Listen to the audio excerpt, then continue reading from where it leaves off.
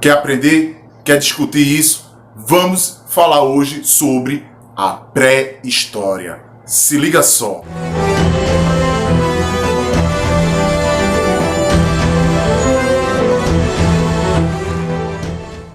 Sejam muito bem-vindos ao canal do F5 Humanas. Eu sou Hilton Rosas e juntos, você e eu, construiremos a sua aprovação.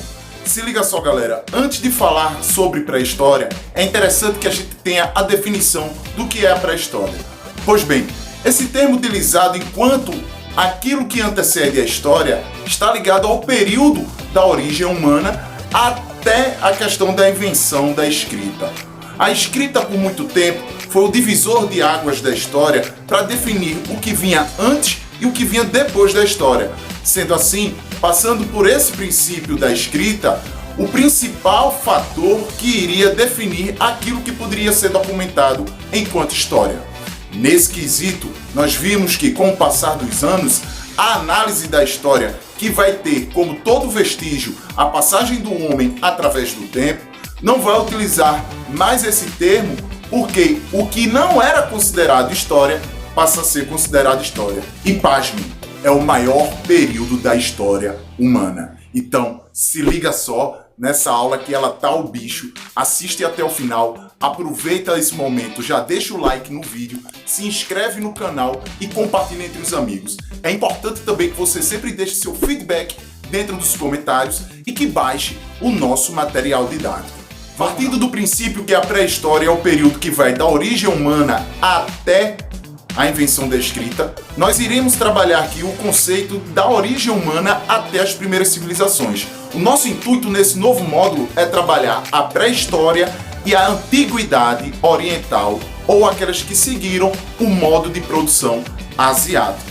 Pois bem, hoje nós começaremos a trabalhar de pré-história, e não tem como não falar de pré-história se não falarmos da origem humana. Então, a partir do momento que a gente tem a questão dos primeiros vestígios da presença humana na Terra, nós temos aí o início de análise da história enquanto ciência. Pois bem, quando a gente trata da questão da origem humana, a gente vai partir do princípio de narrativas que irão contar as teorias criacionistas. Essas teorias criacionistas estão ligadas a crenças, mitos e princípios de fé. Afinal, todo o grupo humano, toda a civilização que surgiu na Terra desenvolveu a sua versão da origem humana. Pois bem, como nós trabalhamos no princípio de história enquanto ciência, é natural que iremos trabalhar aqui da ciência ao se tratar da origem humana. Quando a gente tem a questão da teoria criacionista, da fé cristã, dentro do livro de Gênesis, a origem humana, a partir de que Deus fez o homem à sua imagem e semelhança, e de sua costela fez a mulher, e destes dois primeiros seres humanos povoaram o mundo. No princípio da taxonomia, veremos que dentro do reino animal, na classe dos mamíferos e na família dos primatas, irão se desenvolver várias espécies. E aí, dentro dessas espécies, nós vamos ter uma espécie que, ao se desenvolver, deu origem às demasiadas espécies dos hominídeos, primatas que se assemelhavam em nossas características físicas, e os outros grandes primatas que se assemelham ao ser humano atual, que são somente 3 espécies: orangotango, chimpanzé e gorila. E várias espécies de hominídeos surgiram no mundo. Cerca de 600 milhões nós temos esse primata ancestral, cerca de 4 milhões de anos nós tivemos a evolução até o Australopithecus, do Australopithecus até 2,5 milhões de anos nós tivemos o desenvolvimento do primeiro gênero Homo, o Homo habilis. Desse Homo habilis, o Homo erectus. Do Homo erectus nós tivemos o início da migração pelas outras localidades do mundo, saindo da África, ocupando a Europa e o Oriente Médio, e a partir daí nós tivemos o surgimento dessas várias espécies que, de acordo com a seleção natural, por volta de 500 mil vai surgir a espécie do subgênero Homo sapiens. A nossa espécie, ela é chamada de Homo sapiens sapiens. E o processo da evolução humana não se trata somente da evolução biológica. O objeto da história ao estudar a evolução humana será, antes de tudo, o desenvolvimento e a evolução cognitiva, ou seja, o desenvolvimento intelectual do ser humano. E esse desenvolvimento intelectual fez com que o ser humano pudesse vencer as adversidades da natureza.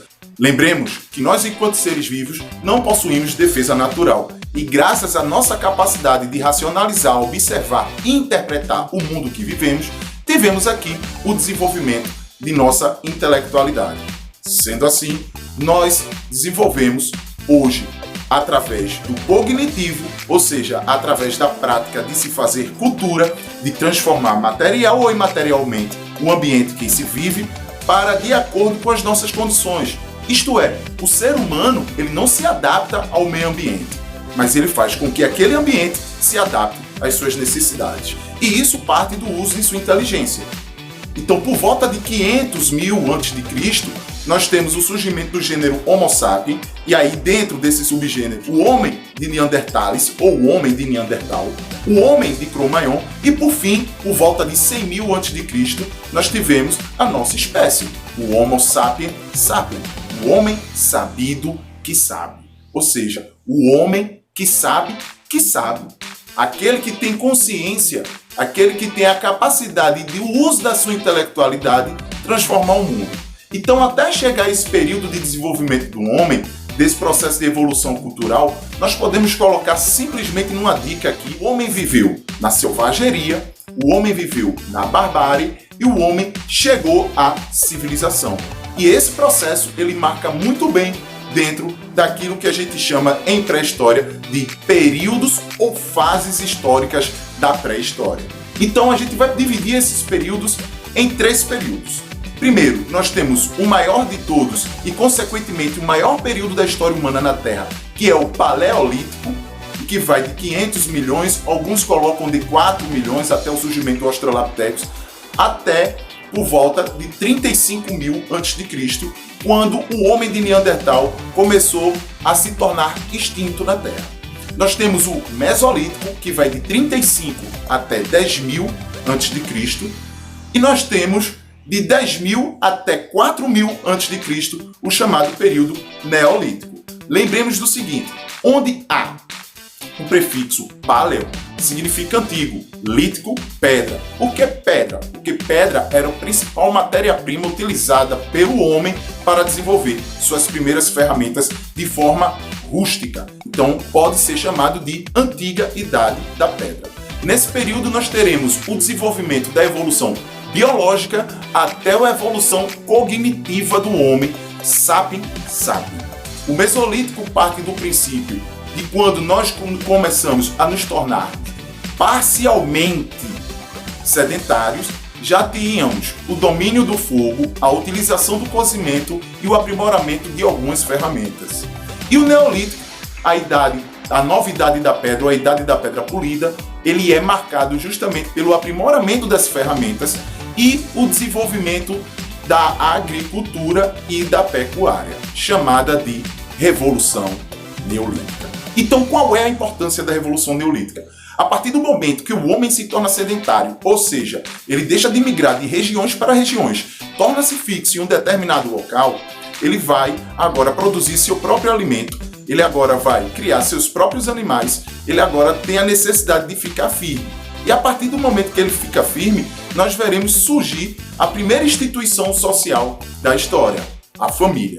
Então, no momento que nós tínhamos até a Revolução Neolítica o homem vivendo em bandos, agora ele constitui sua própria prole, todos os seus filhos de acordo com uma única mulher. Então surge o casamento, os filhos e a ideia de família. Junto com isso, a propriedade privada. A partir desse momento da Revolução Neolítica, o homem agora já consegue vencer melhor as adversidades da natureza. Ele não está mais suscetível aos perigos da grande natureza e domina, de certa forma, algumas transformações que o favoreçam naquele local. Esse desenvolvimento, ao se tornar sedentário, vai fazer com que o homem se especialize até que mais ou menos 4 mil a.C.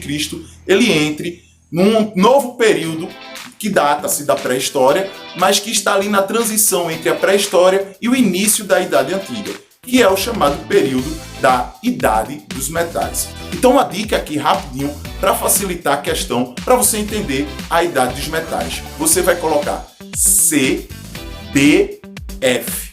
Calma, não é a Confederação Brasileira de Futebol. É cobre, bronze, ferro.